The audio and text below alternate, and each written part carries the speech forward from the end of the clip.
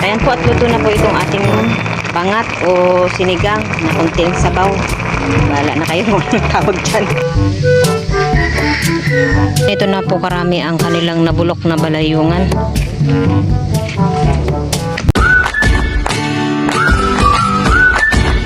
Tapos parang dito ay may atan magbigyan. Dahil po at dito po ay nagkakayas na rin po sila ng ano yan?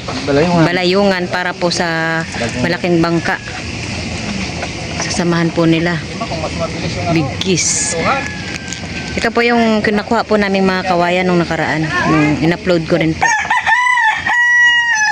Dito po pala ay nagme-merienda na sila.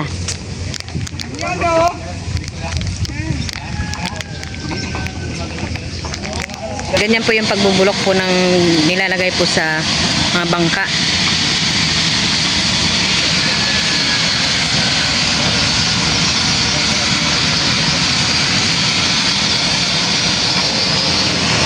So po sila ay kanya-kanya na po silang kayas po para mabilis po yung kanilang gawa. At para po ay mailagay na po sa bangka. Itakid na.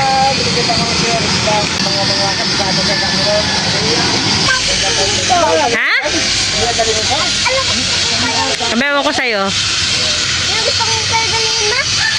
Bala ka. Dahil po si Ken Ken ay makikimerienda na naman.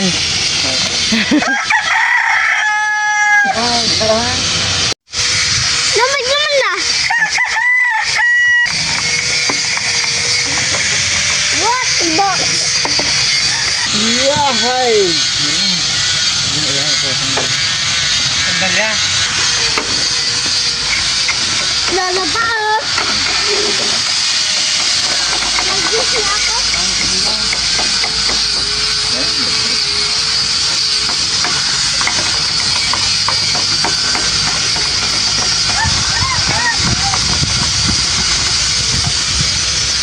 Naalo ko na.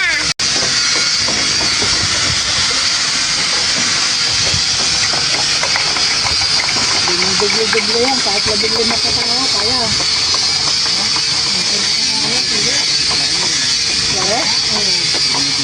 Yan naman yung... Tapos na isa. Pero dalo to. Nakuta mo mag-bet. Ano, ulo, itikot. Bawal dyan, bawal sa makatira. Bawal pa ata sa putipot. Makatira. Bawal. Ibang makatira. Tulad ka na. Oo ah. Kabilang ba ako dyan? Asawa ng big kiss. Kabilang ka. Isa sa miyembro ng big kiss.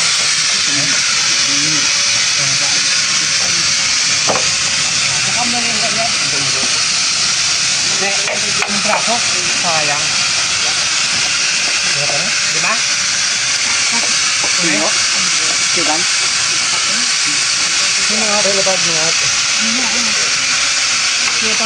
Ay, nakakabang ko ito. Pangapunan.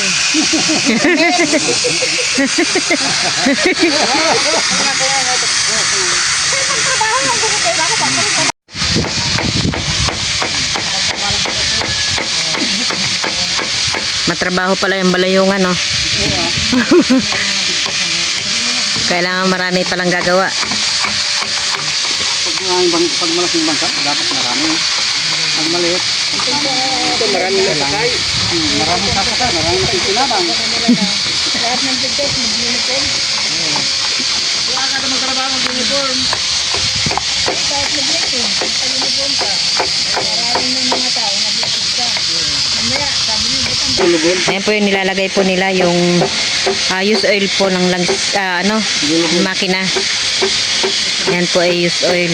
Yan po ay pwede din po magamit pa pag gumagawa po ng balayungan.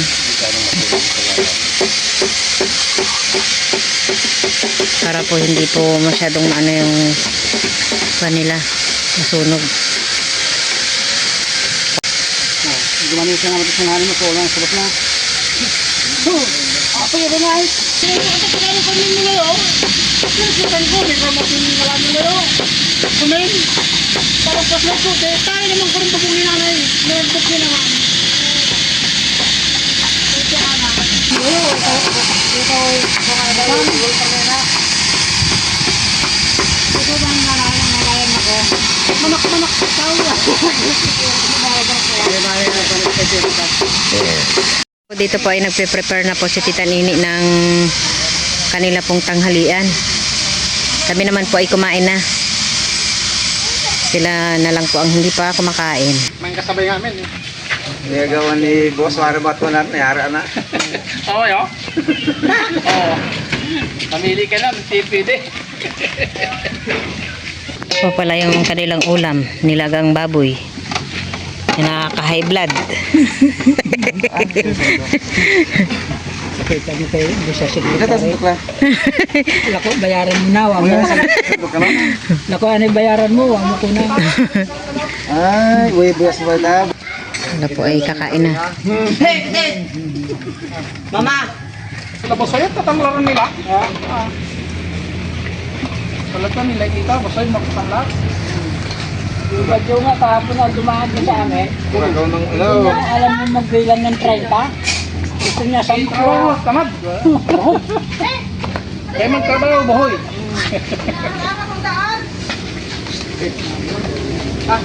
Eh, talagang katangala mo. Ayaw man.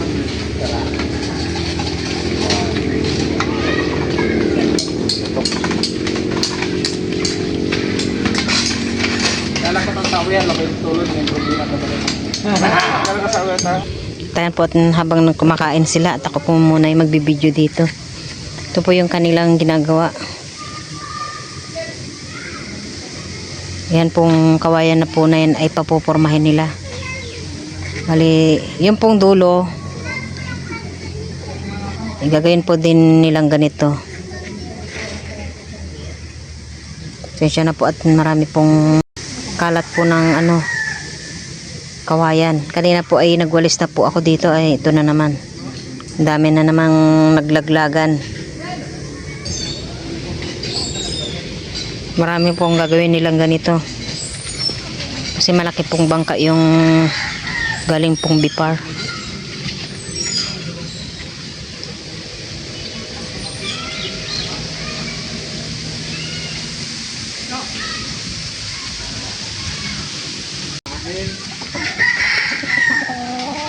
Mayari aren, kasi ka mag-request yung ka makapila. Tao. Lumot mo ng ano mga awit ng bilo-bilo. Boy, tinay dari ko yung price niya dari sana naman yan dari ko. Sagot na rin. Yeah, sagot na rin dari bungat. Iba po yung mga nakatayo at wala pong upuan. Ito klaro sa mga nirandal ito mga meeting ko. Tapos pinipon-ungot, tapos tapos po niya si ungot ka. Yan bunga. Ang ko nasagot ko drawing ka drawing niya sa. Kailangan natin speed ka na rin. Ano yan, totoo, drawing ako. Totoo na yan, sir. Pinastagay na yabi. Asa na speed gun? Tito ninyo po ay tapos na rin pong kumain.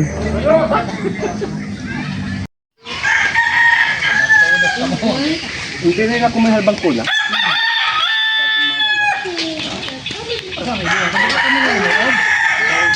Dahil pala po din lumabang kapitan. Ano? Good girl. ang ulam mo. Balik mo doon. Pag hindi mo maubos.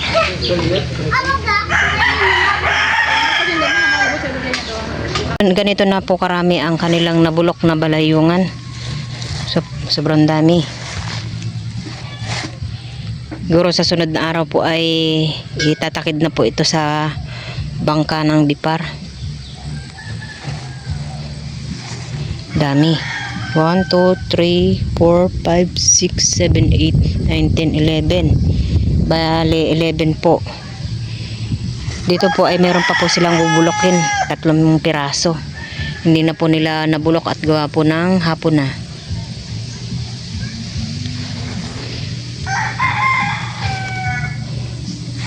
Yung po palang bangka na binigay po ng Bipar ay yun po ay para po sa asosyasyon po ni Tito Ninyo. Si Manong Intoy po ang kanilang chairman.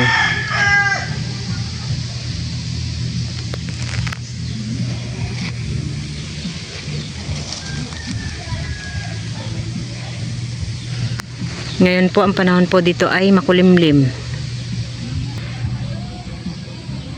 Green na naman po yung ating mga damo.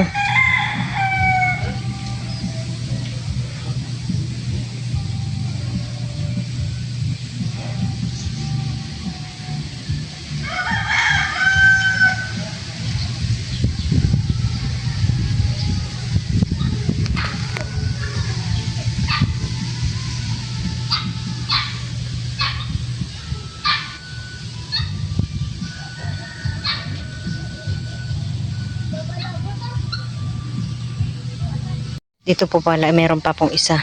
Itong pong kawayan na ito ay gagamitin po nila para po sa pangsahig po sa kanilang bangka. Ito ay kakayasan pa bago nila gawing sahig.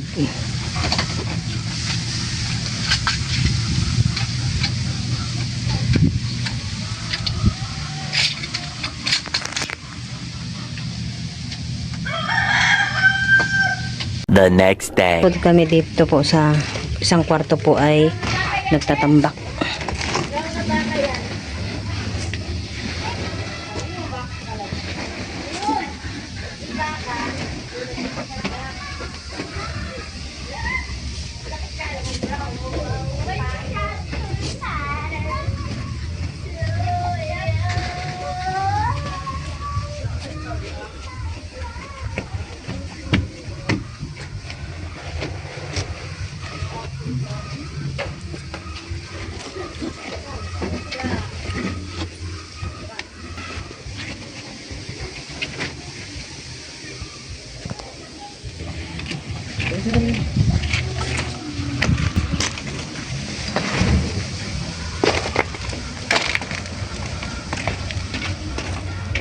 Doon banda anak ko.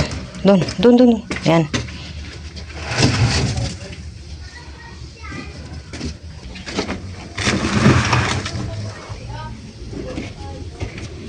Doon ako.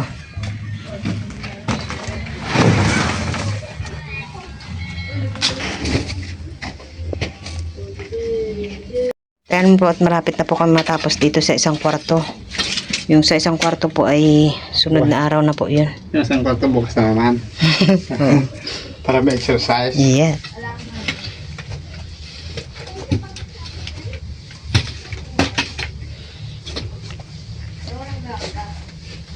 Tumigil na yata si Miko. Nagakot. Sama mo na yung mga halo blocks dyan ng mga ano. Pwede na. Di ba yan yung kailangan nyo ipokpok? Oo. Isiksik ng mabuti para ano ay.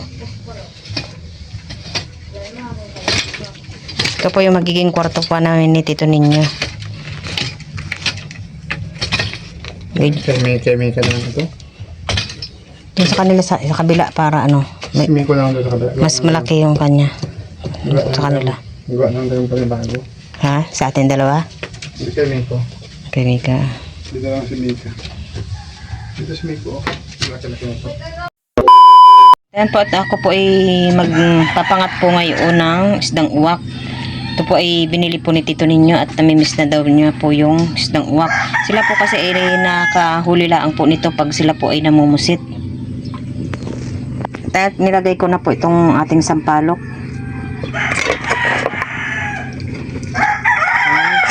Parang style sinigang na rin po dahil may pang-aasin po natin ay sampalok. Pero konti lang po ilalagay nating sabaw. Ang tawag po namin ay pangat lang siya.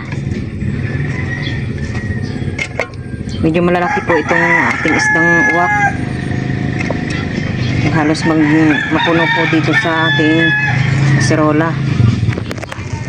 Ayan po at nilagyan ko na rin po ng kamatis, sibuyas. Sinama ko na rin po itong dahon ng sibuyas. Nilagay ko na rin po itong ating siling green.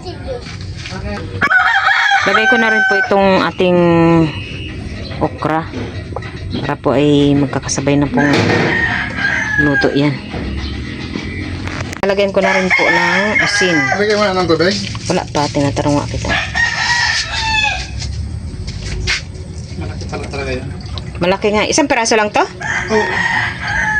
Alos napuno po dito sa aming kasirolang malaki. Masarap yan. Nilagyan ko na rin po ng asin at saka isang basong tubig. Nilagyan ko na rin po ng konting betchin. Ito na po munang takpan. Ayan po, medyo matagal na po itong kumulo itong ating isda. Ayan po, at luto na po itong ating pangat o sinigang na konting sabaw. Bahala na kayo kung anong tawag dyan. Basta po ito ay parang style din po talaga na sinigang dahil sa sampalo, kamatis, tsaka itong ating pan. Mas gusto lang po kasi ni Tito Ninyo yung mas malasa po yung ating isda, kaya po kukunti lang po yung ating sinabaw. Luto na po ito.